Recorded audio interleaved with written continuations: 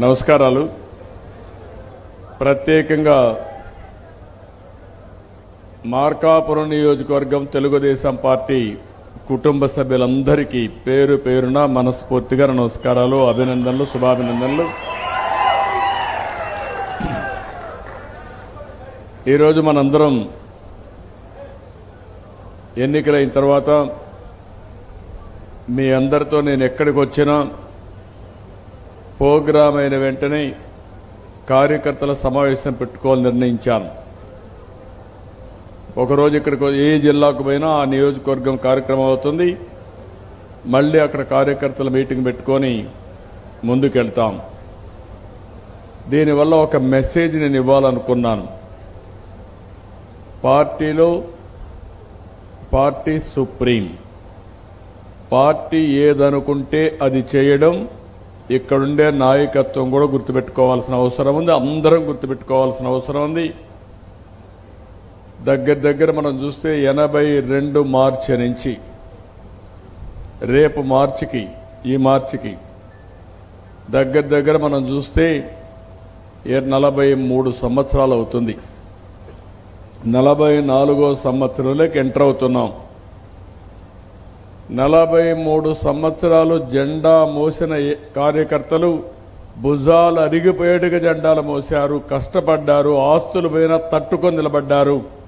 అలాంటి కార్యకర్తల్ని పూర్తిగా ఆదుకునే బాధ్యత పార్టీ నాయకత్వం పైన ఏ స్థాయిలో ఉన్నా కానీ. ఈరోజు తెలుగుదేశం పార్టీ ఒక ప్రత్యేకత ఉంది. చాలా రాజకీయ పార్టీలు వచ్చాయి. మళ్లీ ఆ రాజకీయ పార్టీలు కొన్ని రోజుల్లో కనుమరుగైపోయే పరిస్థితి కూడా వచ్చింది. కానీ 43 సంవత్సరాలు అప్స్ అండ్ డౌన్స్ వచ్చిన తెలుగుదేశం పార్టీ ప్రగాఢ ముద్ర దేశంలో వేయగలిగాం. దానికి కారణం మీరు చూస్తే ఏ పార్టీకి గౌరవం దక్కదు. దేశ రాజకీయాల్లో 96, 97లో గవర్నమెంట్లో ఫామ్ అయి 95 నుంచి దగ్గర 3 గవర్నమెంట్లు మనం ఏర్పాటు చేయడానికి దోహదం చేశాం. భాగస్వాములుగా ఉన్న కీలక పాత్ర పోషించాం. ఒక ప్రాంతీయ పార్టీగా ఉండి మన నాయకుడు దేశ రాజకీయాల్ని శాసించే పరిస్థితిలో నేషనల్ ఫ్రంట్ పెట్టి ప్రభుత్వాన్ని ఏర్పాటు చేసిన పరిస్థితి. ఈరోజు మళ్లీ మనం ఒకసారి చూస్తే మొన్న ఎన్నికల్లో చాలా ఇబ్బందులు వచ్చాయి. అవతల వాళ్ళు ఒకటే ఆలోచించారు, ఎన్ని ఎక్కువ ఇబ్బందులు పెడితే అంతవరకు భయపడి చెల్లా చెదిరైపోతారనుకున్నారు. కానీ ఎన్ని ఇబ్బందులు పెట్టినా తట్టుకొని నిలబడుకుని తెలుగుదేశం పార్టీ చరిత్రలోనే కాదు, ఆంధ్రప్రదేశ్ రాష్ట్ర చరిత్రలో కాదు, దేశ చరిత్రలో కూడా 53% ఓట్లతో 93% సీట్లు గెలిపించుకున్న ఏకైక ఎన్నిక 2024.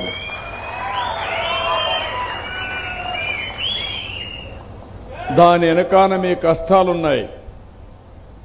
మనం కూడా ఎక్కడికక్కడ ఫోన్ ఇచ్చేసాం. దాని వెనకాన మీ కష్టాలున్నాయి.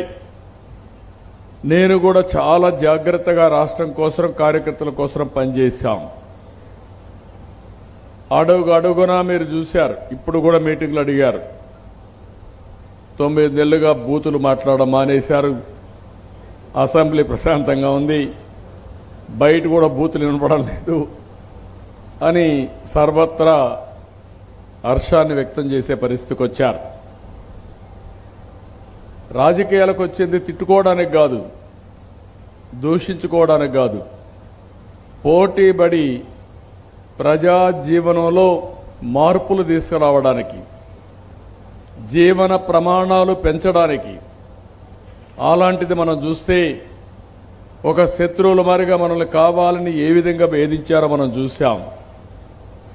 ఎప్పుడైనా సరే మీరు గుర్తుపెట్టుకోవాల్సింది,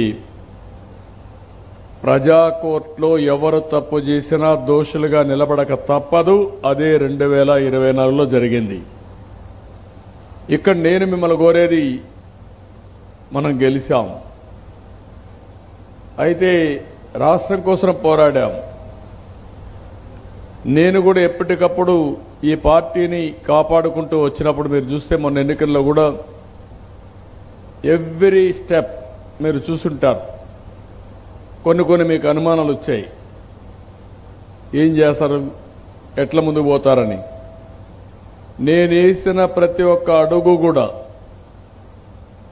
సునాయాసంగా పార్టీ గెలవడానికి దోహదం చేసే విధంగా అడుగులేశాను తప్ప ఇంకోటి కాదు. ఆ విషయం మీరు గుర్తుపెట్టుకోవాల్సిన అవసరం ఉంది.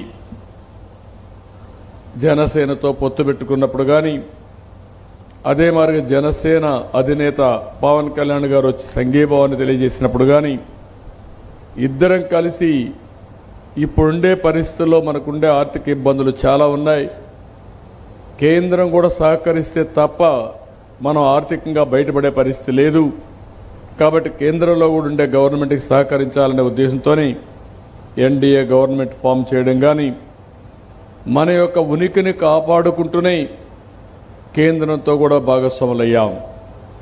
దానివల్ల మీరు చూశారు 9 నెలల్లో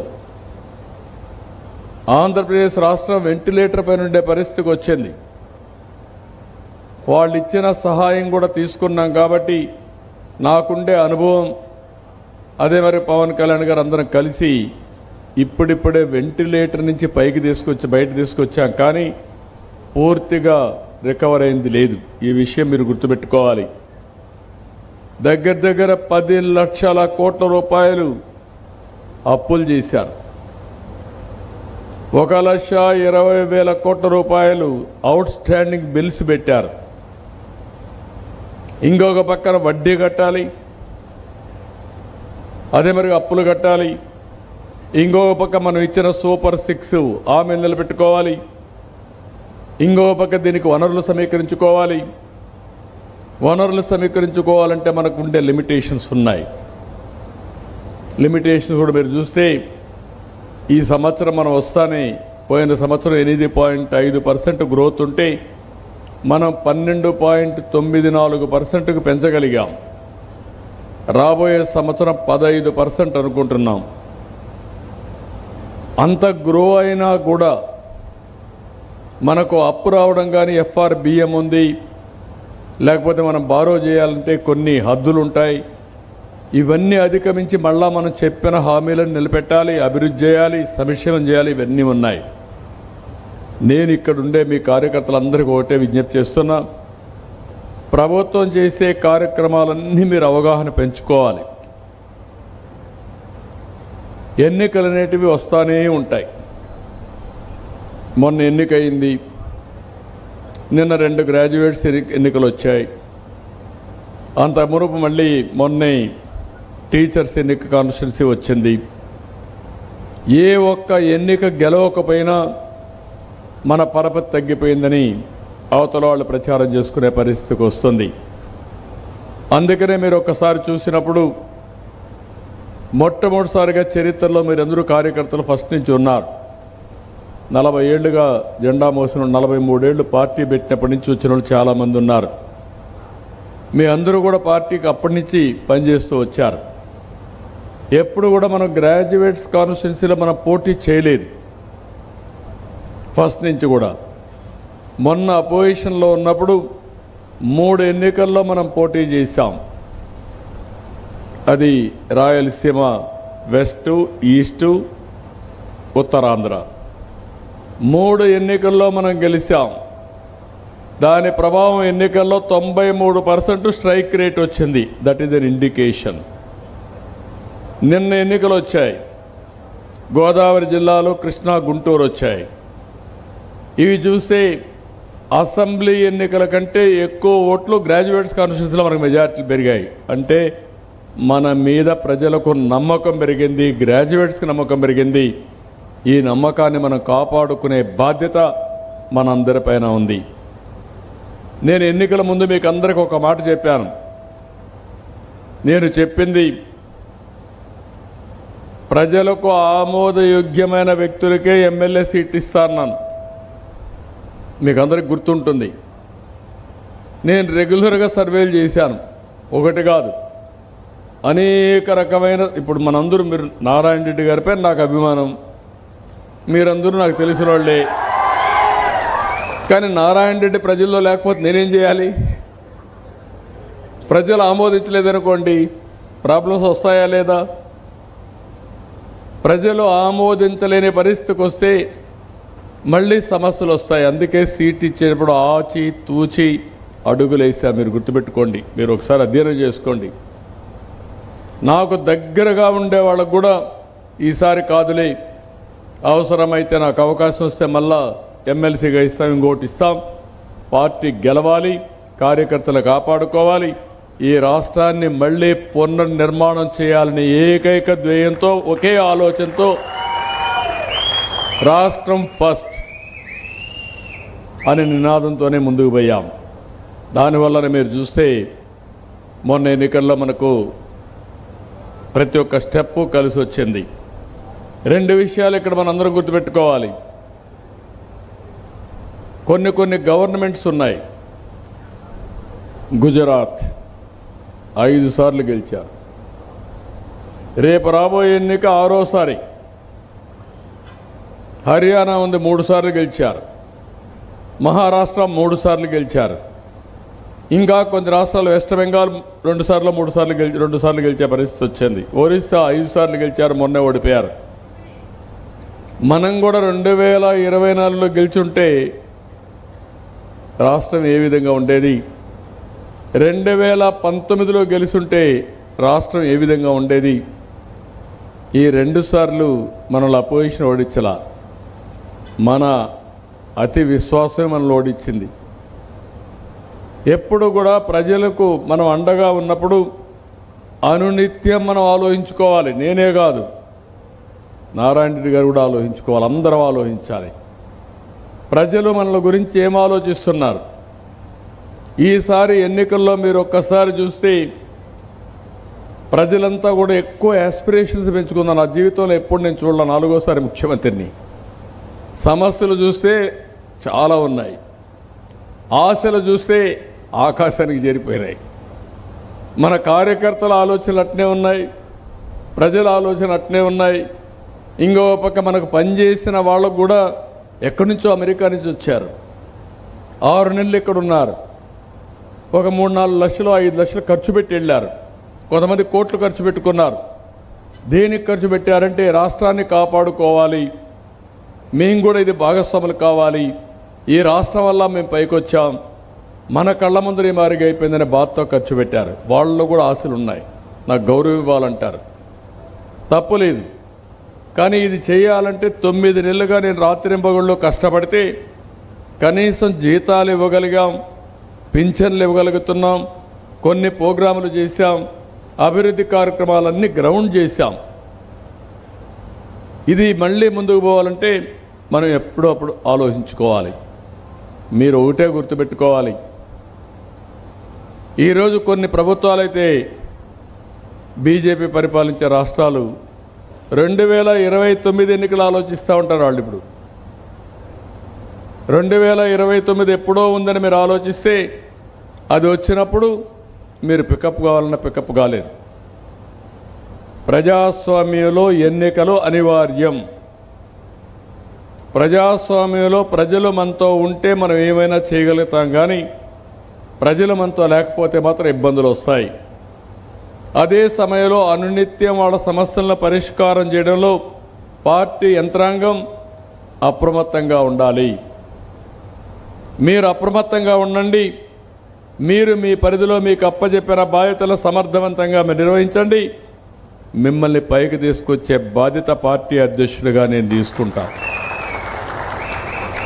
ఒకేసారి మనం ఏం చేసినా కూడా తప్పైనా పర్వాలేదు చేసేద్దాం. నారాయణ రెడ్డి గారు ఒకసారి నేను గెలుస్తా, ఒకసారి ఓడిపోతాను కుదరదు. ఇంకా అది ఉండదు. ఇంకా గెలిపి ద్వేయంగా పనిచేస్తా. నేను అది పనిచేస్తే మెసేజ్ కింది వరకు అదే వెళుతుంది.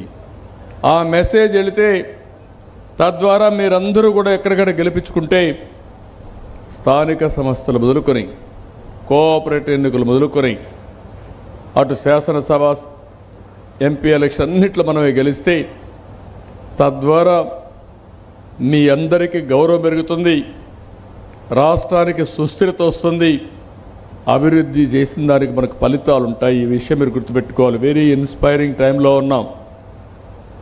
మీరు ఎవరు ఆలోచించి ఉండరు. ఒక వాట్సాప్ ద్వారా 1000 సేవలు అందిస్తామని ఎవరైనా ఊహించారా మీరు? ఆఫీస్ చుట్టూరు తిరిగేవాళ్ళం.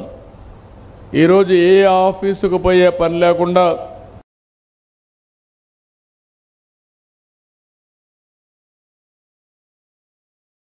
మీ చేతిలో ప్రభుత్వం వచ్చిందంటే అది తెలుగుదేశం. 95 నుంచి 2004కు మనం చేసిన పనులు మీరు చూస్తే ఈరోజు దేశంలో ఎక్కువ తలసరి ఆదాయం వచ్చే రాష్ట్రం తెలంగాణ రాష్ట్రం. దానికి కారణం ఎవరు చేసే ఆ పనులు? మన పార్టీ అవునా కాదా అని అడుగుతున్నా. గర్వపడుతున్నాం. విభజన జరిగింది, నాకు కూడా బాధ కలిగింది. తెలుగు జాతి కోసం చేశాను. చేసిన అభివృద్ధి ఒక ప్రాంతానికి వెళ్ళింది, వాళ్ళు కూడా తెలుగు వాళ్ళే, నష్టం లేదు. కానీ ఇక్కడ కూడా మళ్ళీ పైకి తేవాలని రాత్రింబగళ్ళు కష్టపడ్డాను. 5 ఏళ్ళు కష్టపడ్డాం. మిమ్మల్ని కూడా త్యాగం చేశాను. 13.5% గ్రోత్ రేట్ తీసుకొచ్చాం. ఎప్పుడైతే నేను మీతో మాట్లాడలేదో, వాస్తవాలు చెప్పలేదో, మీరు అనుకున్నారు సార్ మారిపోయారు కాబట్టి ఇంకా ఆయన దారి ఆయన చూసుకున్నాడు, మేము ఇంట్లో బయట పోలేరు కాబట్టి ఇంట్లో పడుకున్నారు. మీరు జరిగింది ఇదే. మీరు బయట పోరు. మీ శరీరంలో ప్రతి ఒక్క బొట్టు కూడా చూస్తే ఎర్ర రంగు కాదు, పసుపు రంగే.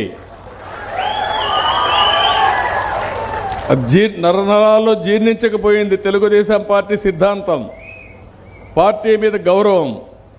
కానీ బాధపడతారు, కానీ బయట పోలేరు.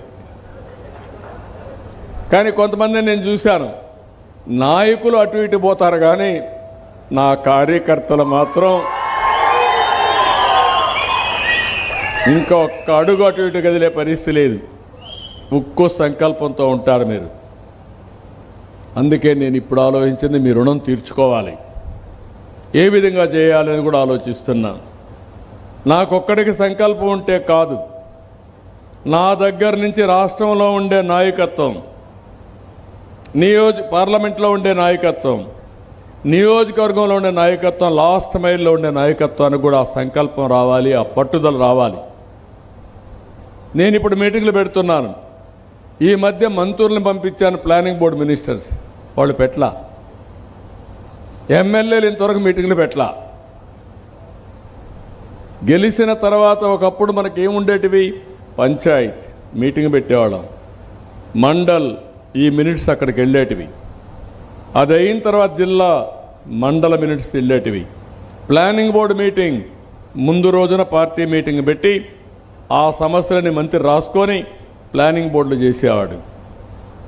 ఇప్పుడు అన్నీ మీరు అదృష్టం ఏంటంటే ఆన్లైన్ మెంబర్షిప్ పెడితే 1 కోటి మంది చేరిపోయారు. అది తెలుగుదేశం పార్టీ పైన ఉండే విశ్వాసం.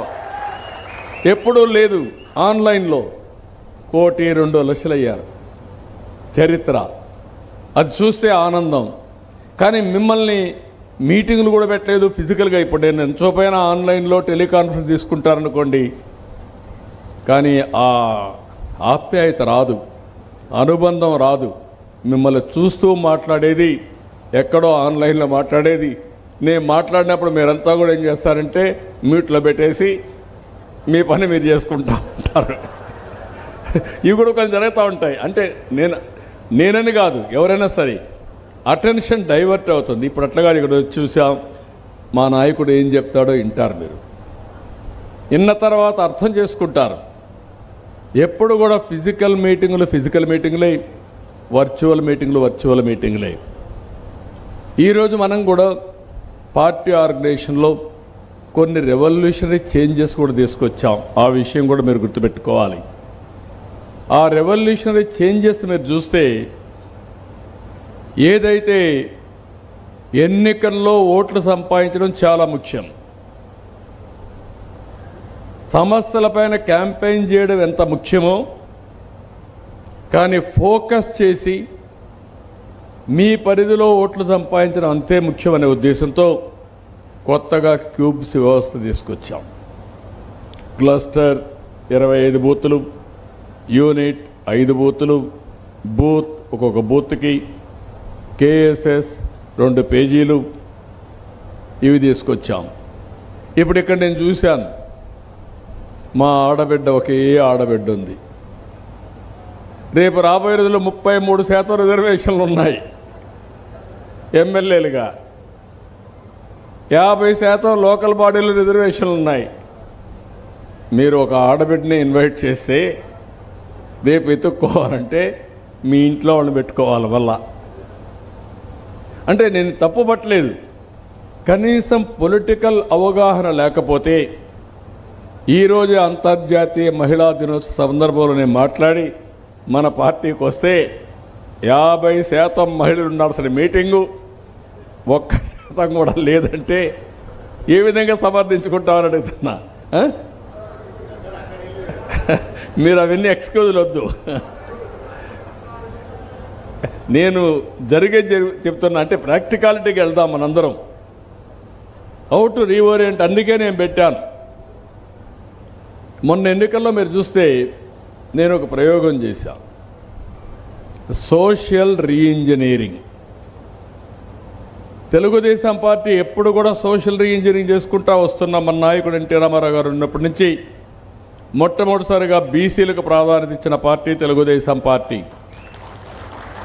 మాదిగలకు ప్రాధాన్యత ఇచ్చిన పార్టీ తెలుగుదేశం పార్టీ, బడుగు బలహీన వర్గాలని పైకి తీసుకొచ్చిన పార్టీ, ముస్లిమ్స్ కానీ ఎస్సీస్ కానీ ఎస్టీలు కానీ పైకి తీసుకొచ్చిన పార్టీ తెలుగుదేశం పార్టీ. అదే సమయంలో మీరు ఒకసారి చూస్తే మొన్న ఎన్నికల్లో నేను ఆలోచించింది, వీలైనంత వరకు ఒకటేసారి సాధ్యం కాదు కానీ జనాభా దామాషా ప్రకారం అన్ని కులాలకు న్యాయం చేయాలనే ఉద్దేశంతో ప్రయత్నం చేశాను. దానివల్ల మంచి ఫలితాలు వచ్చాయి. నేను కొన్ని నియోజకవర్గాల్లో పైలట్గా స్టడీ చేస్తున్నా. ఎక్కడైతే పార్టీ యంత్రాంగం కూడా సోషల్ రీఇంజనీరింగ్ చేశారో అక్కడ ఫలితాలు వస్తున్నాయి. ఒక ప్రత్యేకమైన పరిస్థితి మీరు చూస్తే కింది లెవెల్లో కేఎస్ఎస్లో అన్ని కులాలు వస్తున్నారు, దామాషా ప్రకారం వస్తున్నారు. బూత్కి వస్తే కొంచెం తగ్గుతున్నారు, యూనిట్కి వస్తే ఇంకా తగ్గుతున్నారు, క్లస్టర్కి వస్తే తగ్గిపోతున్నారు, జిల్లా పార్టీ తగ్గుతున్నారు, రాష్ట్ర పార్టీ తగ్గిపోతున్నారు. అంటే ఇక్కడ మనం గుర్తుపెట్టుకోవాల్సింది, సమర్థవంతమైన నాయకత్వాన్ని తయారు చేసుకోవడంలో మనం వెనుకబడుతున్నాం. మొన్న జరిగిన ఎన్నికల్లో 93% ఓటు శాతం సీట్లు గెలవడానికి కారణం తెలుగుదేశం పార్టీలో క్యూబ్స్ అనేది వండర్ఫుల్గా పనిచేసింది, బాధ్యతగా పనిచేశారు, చాలా బాగా పనిచేశారు. మిమ్మల్ని అందరినీ ఆ క్యూబ్స్లో పనిచేసిన ప్రతి ఒక్కరిని మనస్ఫూర్తిగా అభినందిస్తున్న ధన్యవాదాలు. నేను అందుకనే ఆ రోజు ఒక మాట చెప్పాను, క్యూబ్స్ అనే వ్యవస్థ, పార్టీ వ్యవస్థ 2 ఉన్నాయి. గౌరవం ఇవ్వడానికి పార్టీ, మీ హోదా పెంచడానికి పార్టీ. క్యూబ్స్ అనేది మీ బాధ్యతను మెజర్ చేయడానికి క్యూబ్స్. అది ప్రతి ఒక్క వ్యక్తి, రాష్ట్ర పార్టీ అధ్యక్షుడిగా ఉండే వ్యక్తి కూడా క్యూబ్లో పనిచేయాలని చెప్పాను. ఇప్పుడు అందుకే ఈ ఎలక్షన్లో మళ్ళీ చెప్పింది, రాష్ట్ర పార్టీ అధ్యక్షుడిని కేఎస్ఎస్లో నేను తీసుకోవాలి. ఆ 120 ఓట్స్ నేను తీసుకొని ఆ 120 ఓట్లతో అనుసంధానం చేసుకొని వాళ్ళని ఆర్థికంగా, రాజకీయంగా ఓట్ బ్యాంకును పెంచే బాధ్యత నాది. అప్పుడే నేను ఎలిజిబుల్. ఎమ్మెల్యేలు, ఎంపీలు మేమందరం ఆ పని చేస్తే మీరు నాయకులందరూ కూడా ఎక్కడున్నా, ఏ పదవి ఉన్నా, కార్పొరేషన్ ఉన్నా, ఎమ్మెల్సీ ఉన్నా, క్యూబ్స్లో, క్లస్టర్, యూనిట్, బూత్లో కంపల్సరీగా ఒక పదవిలో మీరు ఉండాలి. అప్పుడే వాస్తవానికి దగ్గరగా మన ఆలోచనలు ఉంటాయి. అట్లా కాకుండా ఊహాగానాల్లో ప్రజలు ఏమనుకున్నారో తెలియకుండా మనం మాట్లాడితే దానివల్ల ఇబ్బందులు వస్తాయి. ఈసారి ఇంకొక సిస్టమ్ కూడా తీసుకొచ్చాం. క్యూబ్స్ నుంచి కూడా సోషల్ రీఇంజనీరింగ్ చేయడానికి ప్రయత్నం చేస్తాం, నాయకత్వాన్ని తయారు చేస్తాం. మహిళలను కూడా ఒక ఆలోచించాం. ఎక్కడికక్కడ క్యూబ్స్లో వచ్చినప్పుడు లాస్ట్ మైల్లో వచ్చినప్పుడు ఎవరైతే 2 పేజీలకు ఒకరిని పెడుతున్నామో ఇద్దరిని పెడదాం. ఒక మహిళ ఒక జంట ఇద్దరిని కంపల్సరీగా పెడతాం. అప్పుడు దగ్గర ఒక 4 లక్షల మంది మహిళా కార్యకర్తలు వస్తారు. పార్టీలో 4 లక్షల మంది మగవాళ్ళు ఉంటాయి. అవసరమైతే ఒక కన్వీనర్ అంటాం, ఒక జాయింట్ కన్వీనర్ అంటాం. బూతుల్లో కూడా 2 పదవులు పెడతాం. సప్లిమెంటేషన్ చేసుకుంటాం. దానివల్ల ఒక లీడర్షిప్ వస్తుంది. భవిష్యత్తులో మనకు ఇంకా మెరుగైన ఫలితాలు వస్తాయి. ఇక్కడ ఇంకొక విషయం కూడా చెప్తున్నా. నేను ఎప్పటికప్పుడు పర్ఫార్మెన్స్ అప్రైజల్ చేసుకుంటున్నాను. నా పర్ఫార్మెన్స్ దగ్గర నుంచి మీ పర్ఫార్మెన్స్ కూడా. ఎన్నికల్లో రిజల్ట్స్ వచ్చాయి. రిజల్ట్స్ అనేది ఎన్నికల ఫలితాలు అనేది అవుట్కమ్. 5 ఏళ్లకు ఒకసారి పరీక్ష రాస్తే పరీక్షలో పాస్ అయ్యావా లేదా అని ఇప్పుడు మీరు అందరూ ఉన్నారు. ఇంటర్మీడియట్ పాస్ అయ్యారు, 10th క్లాస్ పాస్ అయ్యారు, డిగ్రీ పాస్ అయ్యారు. సార్ ఆ రోజు నాకు నిద్ర రాలేదు, నాకు జ్వరం వచ్చింది, నేను పరీక్ష రాయలేదంటే ఎవరికి అవసరం లేదు. ఆ పరీక్షలో నువ్వు పాస్ అయ్యావా లేదా, ఎన్ని మార్కులు వచ్చాయి అది ఫైనల్, నీ జీవితాంతం. అదే మాదిరిగా రాజకీయాల్లో ఉండే మనకు కూడా ఒక ఎన్నిక, ఎలక్షన్, అది ఒక పరీక్ష. ఈ పరీక్షలో ఎక్కడున్నావు నువ్వు? లేదు సార్ ఆయన వచ్చాడు, రిగ్గింగ్ చేసేసాడు, లేకపోతే నా వల్ల కాలేదు, అవి కుదరవు. అందుకే నేను అది ఒక లిస్ట్ తీసుకున్నాను. నేను ఎప్పుడు మీకు ఒకటి చెప్పాను, పార్టీ కార్యక్రమాలు ఇస్తాం. పార్టీ కార్యక్రమాల్లో మీరు పనిచేయాలి. కొంతమంది నా చుట్టూ తిరుగుతారు. నేను చెప్పాను, నా చుట్టూ తిరిగితే లాభం లేదు, అట్ బెస్ట్ ఒకవేళ వస్తే నీకు కాఫీ ఇస్తా, దానికంటే ఇవ్వను. నేను నా బాధ్యత పార్టీని నడిపినప్పుడు నిర్మోహమాటంగా ఎవరైతే క్షేత్రస్థాయిలో పనిచేసే ఫలితాలు సాధించారో వాళ్ళని నేరుగా నేను గుర్తించే విధంగా ఉంటేనే పార్టీ శాశ్వతంగా ఉంటుంది. అదే చేస్తానని పదే చెప్తున్నా, ఇప్పుడు కూడా చెప్తున్నా. దానికి కొన్ని కొలమానాలు పెట్టుకున్నాం. 60,000 మంది బూత్ స్థాయి నుంచి కన్వీనర్ దగ్గర నుంచి పై స్థాయి వరకు ఉంటారు. వాళ్ళందరినీ నెలకొక్కసారి మానిటర్ చేసుకుంటున్న సమాచారం తెప్పించి. మీరంటారు మేము మీటింగ్లో పెట్టలేదు సార్, మేమేం చేసాం మీకేం తెలుస్తుందని. అవసరమైతే 3 నెలలకు ఒకసారి, 2 నెలలకు ఒకసారి మీకు కూడా ఆ వాట్సాప్లో ఓపెన్ చేస్తాం మన మెంబర్షిప్ మారిగాని. మీ ఎమ్మెల్యే చెప్పకపోతే మీరే చెప్పుకోండి, రికార్డు లేకపోతే మీరే పంపించండి, నేను అనలైజ్ చేసుకుంటా. ఎమ్మెల్యే చెప్పిన ఇంట, ఇంకొకరు చెప్పిన ఇంట నిర్ణయాలు మాత్రం పార్టీ అధ్యక్షుడిగా, కుటుంబ పెద్దగా నా నిర్ణయాలే ఉంటాయని మరొక్కసారి తెలియజేస్తున్నా. దానివల్ల అందరం కలిసి ఒక యూనిటీగా పనిచేయాలి. మెరిట్ని గౌరవించాలి. పని చేసిన వాళ్ళకు గుర్తింపు ఇవ్వాలి.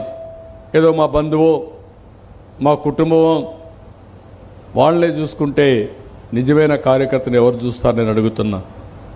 నిన్న మొన్న నేను ఒక మాట మాట్లాడాను గంగాధర్ నెల్లూరులో. నాకు కొన్ని కంప్లైంట్స్ వచ్చాయి. అక్కడ కొంతమంది నాయకులు వైఎస్ఆర్ కాంగ్రెస్ నాయకులతో లాలూచీపడ్డారు. నేను ఆ విషయమే చెప్పాను. లాలూచీపడి రాజకీయాలు చేస్తే మాత్రం సహించనంటే వైఎస్ఆర్ కాంగ్రెస్ పార్టీ గింజుకుంటున్నారు. అంటే మీ పార్టీతో లాలూచీపడాలా మా వాళ్ళు? అంటే మీతో లాలూచీపడి ప్రాణాలు పోగొట్టుకున్న కార్యకర్తలకు కాకుండా మీకు పనులు చేయాలా మేము? నేను అడుగుతున్నా. అలాంటి లాలూచీపడిన కార్యకర్తలు నేను సహించనని చెప్పాను, చెప్తున్నా, చేస్తాను కూడా. చాలా గట్టిగా ఉంటాను. అంటే ఎక్కడన్నా చిన్న పని వస్తే వీళ్ళు ఆలోచపడి డబ్బులకో కులపిచ్చితోనో లేకుంటే ఇంకో దాంతోనో వాళ్ళకి పనులు చేసేస్తే నిజమైన కార్యకర్త ఏమవుతాడు, లేకుంటే ఆయన మనోభావాలు ఏమవుతాయి? ఈ విషయం మనం గుర్తుపెట్టుకోవాల్సిన అవసరం ఉంది. అందుకే ఆ మాట చెప్పారు. ఎన్డీఏ కార్యకర్తలకు మీరు పనులు చేయండి. మన వాళ్ళ యొక్క ప్రాతినిధ్యం ప్రకారం 3 పార్టీలను కలుపుకొని రావాలి. ఈ 3 పార్టీలు కలయిక ఒక హిస్టారికల్ నెసెసిటీ. ఇది శాశ్వతంగా ఉండి రాష్ట్రాన్ని నెంబర్ 1 రాష్ట్రంగా తయారు చేసుకునే బాధ్యత మనందరిపైన ఉందని చెప్పి కూడా మీకు తెలియజేస్తున్నా. ఇక్కడికి వచ్చినప్పుడు నేను బేరీ చేసిన తర్వాత ఒక రిపోర్ట్ కూడా తయారు చేశాను. నేను పొజిషన్స్ ఏమి ఇవ్వాలో అవన్నీ కూడా వర్కౌట్ చేస్తున్నాం. వీలైనంత తొందరలో పొజిషన్స్ అన్నీ కంప్లీట్ చేస్తాం. 2 years పొజిషన్స్ ఉంటాయి. తర్వాత 2 ఏళ్ల తర్వాత మళ్ళా సమీక్ష చేస్తాం. సమీక్ష చేసిన తర్వాత పైకి కిందికి మారుతూ ఉంటాయి ఆర్డర్లన్నీ. ఎందుకంటే మీరు అందరూ కొంచెం ఎట్లా చేస్తారంటారు. ఎట్లా చేస్తారంటే ఒకటే మార్గం, ఎన్నికల్లో రిజల్ట్స్ అవుట్కమ్, ఎన్నికల తర్వాత పర్ఫార్మెన్స్లో పర్సెప్షన్ అవుట్కమ్. మిమ్మల్ని మీ నాయకత్వాన్ని ఏమనుకుంటారో తెప్పించుకుంటా, నా నాయకత్వాన్ని ఏమనుకుంటారో తెప్పించుకుంటా, ఎమ్మెల్యే నాయకత్వాన్ని ఎంపీ నాయకత్వాన్ని ఏం ఆలోచిస్తారో తెప్పించుకుంటా. పదే చెప్తా, 1 time ఎమ్మెల్యే కాదు, 1 time ఎంపీ కాదు, శాశ్వతంగా ఎమ్మెల్యేలుగా ఉండాలి, ఎంపీలుగా ఉండాలి. అదే పార్టీ ధ్యేయం. అట్లా కాకపోతే ఏం మొహమాటం లేదు. వాళ్ళకు కూడా చెప్తా, 3-4 సార్లు చెప్తా.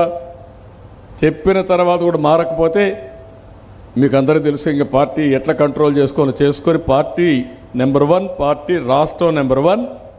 అదే సమయంలో పార్టీని గౌరవించుకుంటూ మనం ముందుకు పోవాల్సిన అవసరం. నేను నారాయణ రెడ్డి గారి విషయం చెప్పడంలో ఎవరికైనా ఇది యూనిఫామ్గా వర్తిస్తుందని చెప్పడానికి మాత్రం నేను ఈ విషయం మీ అందరికీ చెప్తున్నా. ఇక్కడికి వచ్చినప్పుడు ఇక్కడ ఈ నియోజకవర్గం అప్స్ అండ్ డౌన్స్ ఉంటాయి. ఇది 1 side తెలుగుదేశం పార్టీ కాదు, కానీ 1 side తెలుగుదేశం పార్టీ చేసుకునే అవకాశం మీ చేతుల్లో ఉంది, ఎమ్మెల్యే చేతుల్లో ఉంది. ఇప్పుడు మీరు అడిగారు మార్కాపురం జిల్లా చేయమని. నేను జిల్లా చేస్తా. వెలుగొండ ప్రాజెక్టు పూర్తి చేయాలన్నారు. నేనే ఫౌండేషన్ వేసా. నేనే ఆ ప్రాజెక్ట్ని మళ్ళా పూర్తి చేసే అవకాశం భగవంతుడు ఇచ్చాడు. గోదావరి నుంచి నీళ్లు కూడా తీసుకొస్తాం, దానికి కూడా ఒకటి ఆలోచించాం. ఏదైతే పోలవరం టు బనకచెర్ల అది వస్తే బనకచెర్లకు పోయే మునుపు శ్రీశైలం నుంచి తీసుకోకుండా గోదావరి నీళ్లు కూడా మీరు తీసుకోవచ్చు. అంటే double advantage. Veligonda project Godavari నీళ్లు, కృష్ణా నీళ్లు. ఇవన్నీ చేసినప్పుడు నేను అడుగుతున్నా మిమ్మల్ని, శాశ్వతంగా ఈ కాన్స్టిట్యున్సీ గెలవాలా లేదా? గెలుస్తాం గెలిపిస్తాం అనే మాటల్లో కాదు, మీ యొక్క చేష్టల్లో మీరు నిరూపించుకోవాలని నేను మెజర్ చేయాలా. That is where. ఇప్పుడు నేను అందుకే 2 చెప్పాను మీకు.